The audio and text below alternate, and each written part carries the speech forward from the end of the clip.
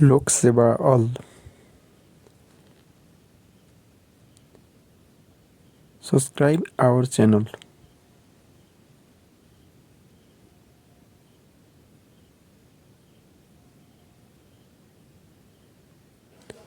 नमस्कार साथीहरू, लोकसेवा अल च्यानलमा यहाँहरूलाई स्वागत छ।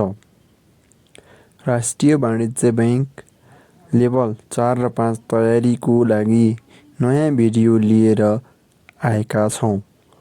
यस च्यानललाई सब्स्क्राइब गर्नुभएको छैन भने कृपया सब्स्क्राइब गरिदिनुहोला।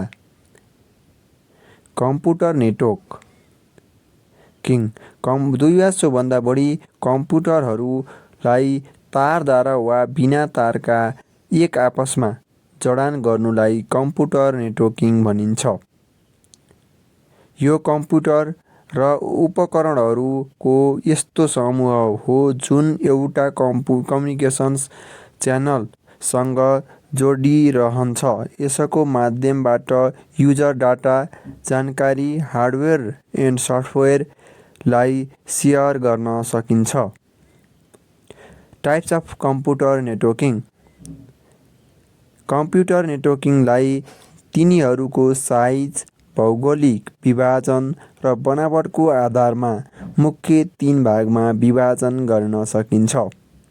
1. Local area network LAN। कुनै ठुलो घर अथवा घरहरूको समूहमा यस्तो कम्प्युटर नेटवर्क हुन्छ जसमा 2 वटा वा अधिक कम्प्युटर भौतिक रूपमा एक अर्कासँग जोडिएको हुन्छ।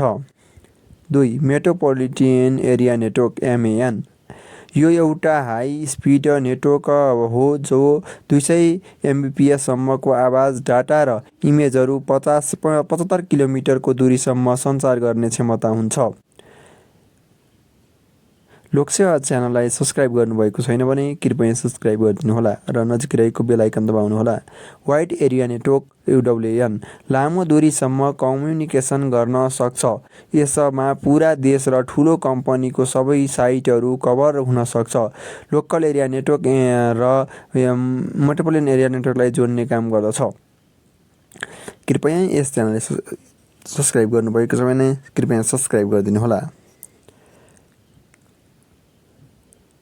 भिडियो हेर्नुभएकोमा धन्यवाद। थप भिडियोको लागि यस च्यानललाई सब्स्क्राइब गर्नुहोला।